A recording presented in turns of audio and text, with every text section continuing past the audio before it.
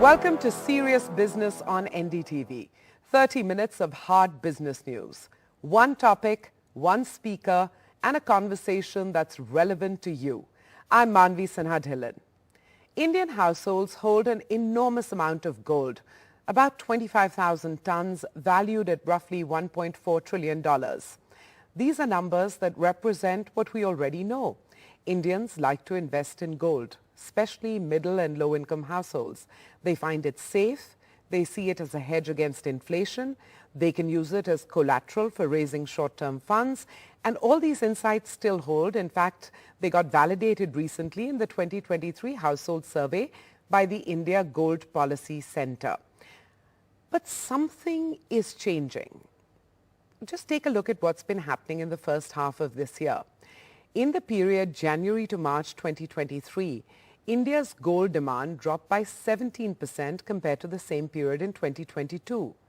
And then, in the April to June quarter, India's gold demand fell by 7% year-on-year.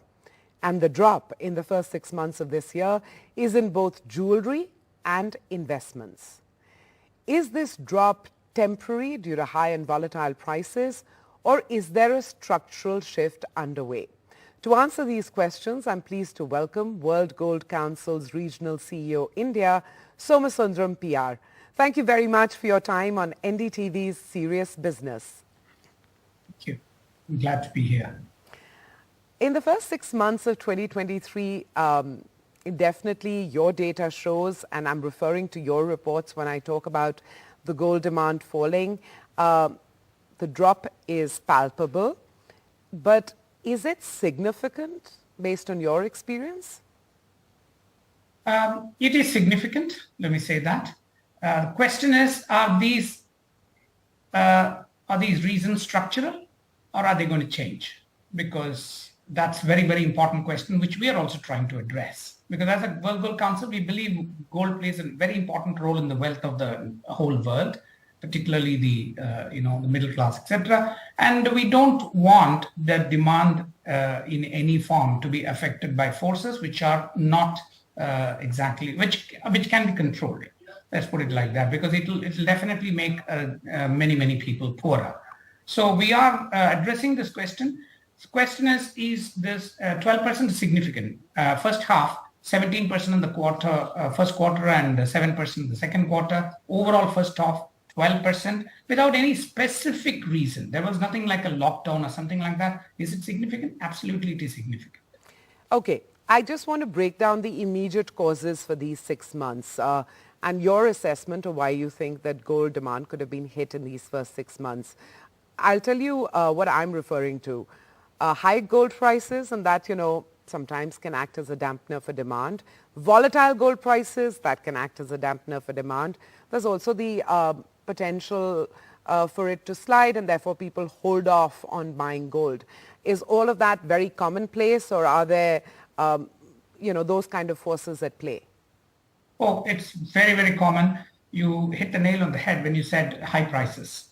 Is it people want gold price to go up? It's a very interesting relationship people have with gold. We buy gold because we believe the prices will go up in the long run. But when in the short run prices go up, we say, oh, is it real? Is it a blip? Should I wait and then see whether the prices fall? So we take a little time to adjust. There is always a lag between the price rise, which is driven by factors other than demand. Generally, gold price is in the short run is not driven by demand globally. It is driven by factors like interest rates, US interest rates and others. So the consumers tend to wait and watch. They always have a lag effect. So prices is very, very important factor in the drop that we have seen in the first half, actually. So in a sense, will these price increase really hold out? I mean, the drop due to price increase hold out? No. Because once people get used to the 60,000, 65,000, they will come back to buy. But they want it to go up to 65, 70. But in the short run, they will always wait and watch. Is it a blip? So that is what has happened. And just to give you another data point, in between 2019 and now, 2019, the prices were 32,000. Today it is 60. It actually touched 64,000. It has doubled. Nobody's income has doubled. It's very, very important, but still people continue to buy gold. That is something we should not forget. And Indians buy a lot of gold. Indians, Chinese, of course, they buy a lot of gold in the form of jewelry and investment. Very, very important to note. When it touched 64 and it has dropped to 60, there's always a tendency to think, will it drop to 55? But if you could just list the top 3 reasons why international prices of gold have moved up the way they have. You did the 2019 to 2023 comparison and said there's a doubling that's happened there. But I'm talking about the last 6 months. Yes. Primarily what happens is many of the relationships which used to hold good in the past currently are being tested. Let me make that very clear. That's probably something which all the economists will also say.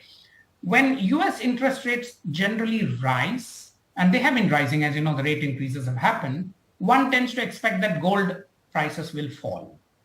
Okay. But what has happened is exactly the other way.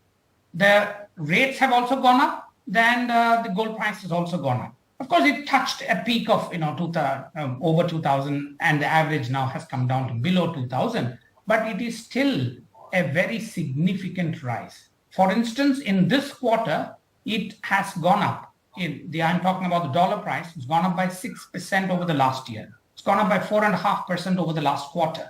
So these are very, very significant movements in price. And primarily, why did they go up? It's not very easy now to say, look, it's because there was a pause in the rate hikes, etc. In fact, rate hikes have happened and gold prices have gone up. This is something which is now therefore telling us that structurally the lot more dollars are chasing gold. You can't increase gold supply in the short run or even in the medium term. To set up a mine, it takes such a long time. And to take so much gold out of the earth is also very, very intense process, which is why gold is valuable, which is why it has always been used as a measure of value. So what we see today is gold prices have gone up. One of the reasons is there have been spate of rate increases, but we also know there is only so much headroom now for rate increases, and inflation hasn't been tamed. And there are other factors like uncertainty, war, and all that stuff. Sure. So a certain amount of uncertainty is driving the rate increase, I would say. Okay, I'm coming back to the demand situation as far as India is concerned.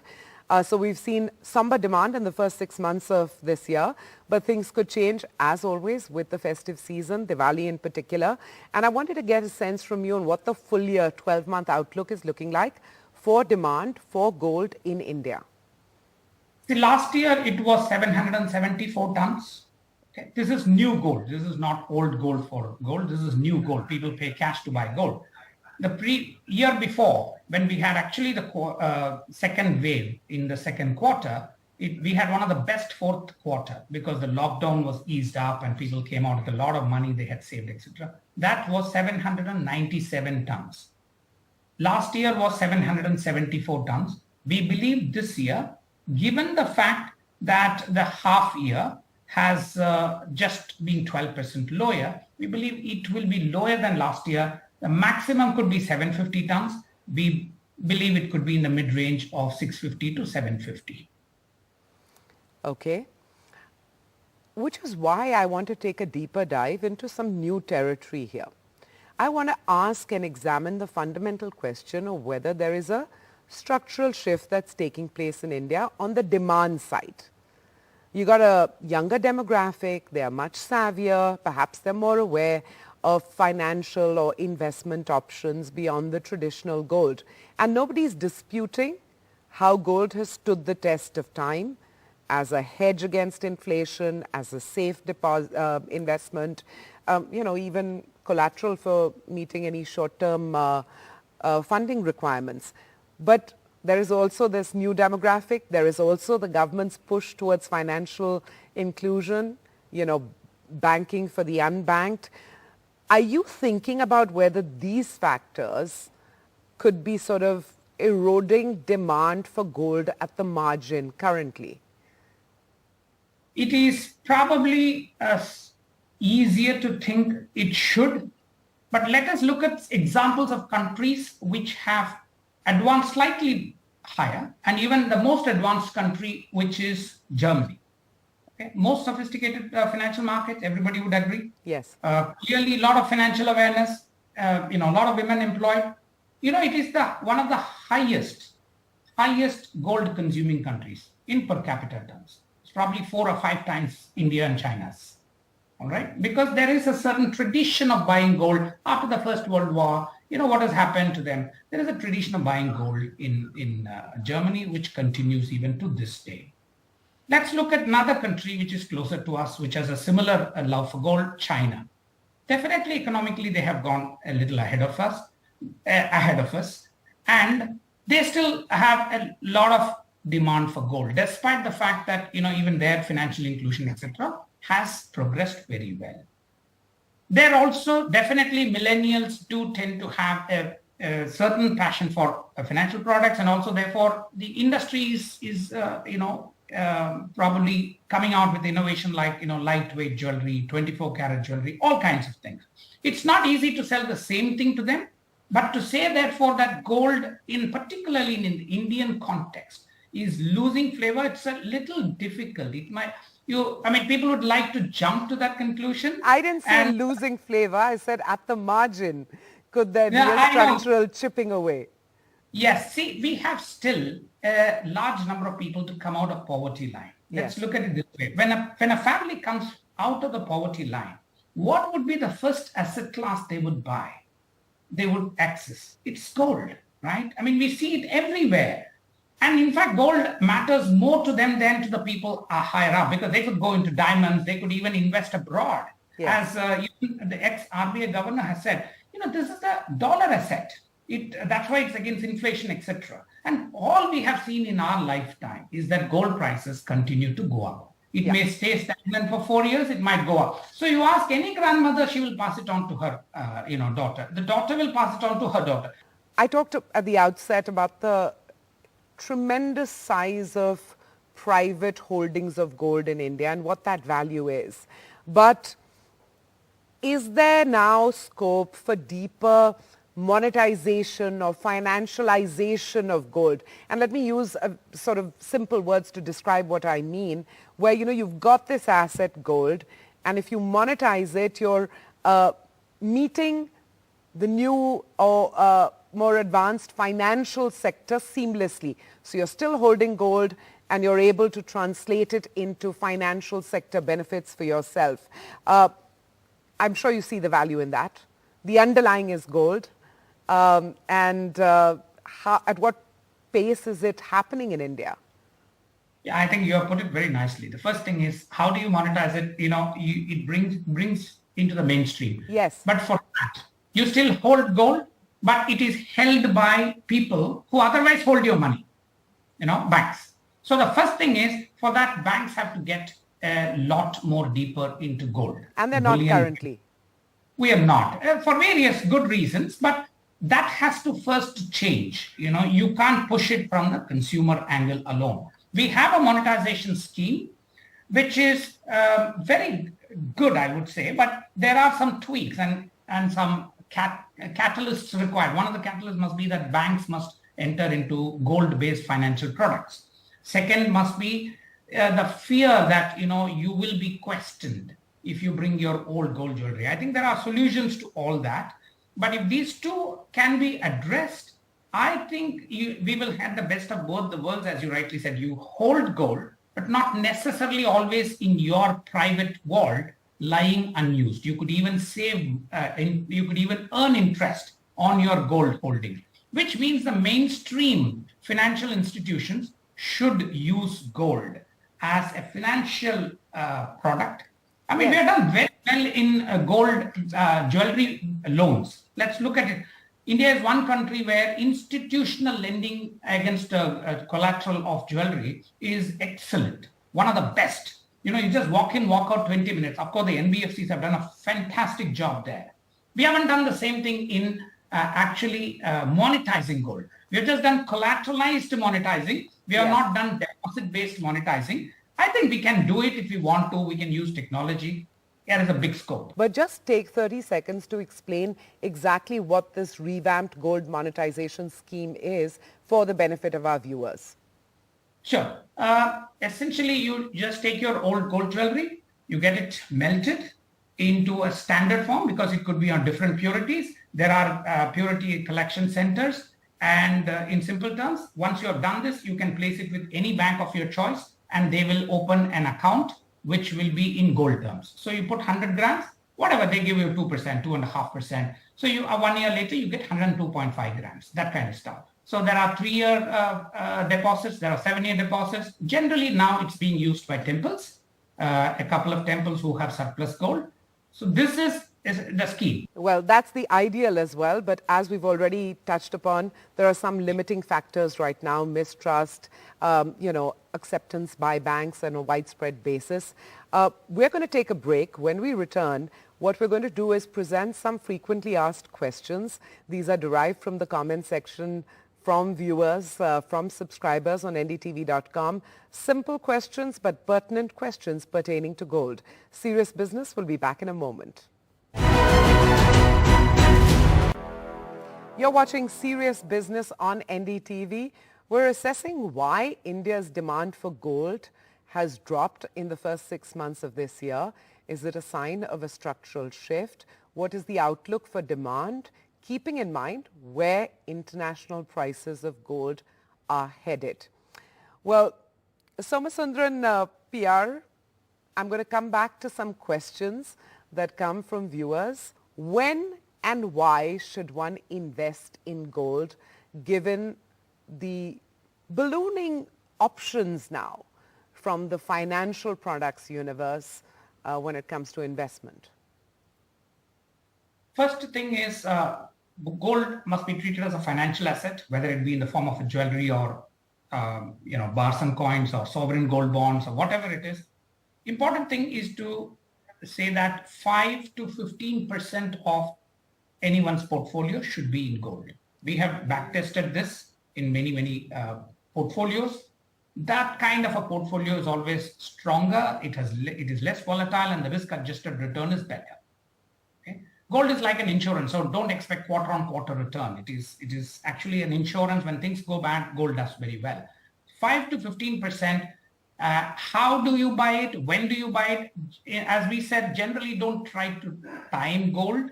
It's nobody can. I mean, it's a global asset, and no one person manages the price. So just keep buying as you feel that your portfolio grows. Put 5 to 15% depending on the risk you take. More the riskier the assets, more the gold. That is the way. So 5 to 15% of portfolio will make the portfolio very strong and give you good returns over time. And a quick recap again, because this is a question about how can I take my gold and make it work for me beyond sort of keeping it in a locker. Okay, we've already talked about loans against jewelry, but if you could just run us through 4 or 5 things that people can already easily do if they have a private holding of gold. One of the things is how do you keep your private holding? Is it in bars or is it in the form of jewelry? If it is in the form of jewelry, there is very little you can do other than take loans. You have to convert them into bars which can be traded. Now, if you have bars, there are ways. If you have the right structure, you could lend it to the jewelry industry. I mean, jewelers always take gold on loan and pay interest and then return the gold once they sell it. So you could be in that business. That is actually the bullion business. Yes. You could get into that. You could use, for instance, bullion traders to do it if you have connections to that. The other option is to go into the gold monetization scheme itself. I mean, most of these big investors, they could actually access their bank, and that will be actually fetching them quite a bit of interest in this. And again, not immediately, but maybe over a course of time, keep updating yourself of the developments. You could have some opportunities opening up because we are now opening up exchanges. We have this international bullion exchange which has come up in Gift City. It is still finding its feet, but it's a transformative move. You could have opportunities there. Just like how you use LRS, you could use your gold. Right now, you're not allowed to export gold out of the country. You can, but you can't get the duty back and things like that. So operationally, it's not possible. But these opportunities could open up. And then there is that exchange So these things could become a lot easier. Right now, I would suggest if you have gold, make them into bars, surplus gold, make them into bars and put them in the monetization scheme. On that note, we're going to wrap up this conversation. Thank you very much for joining us on Serious Business. Thank you very much for your time. Thank you.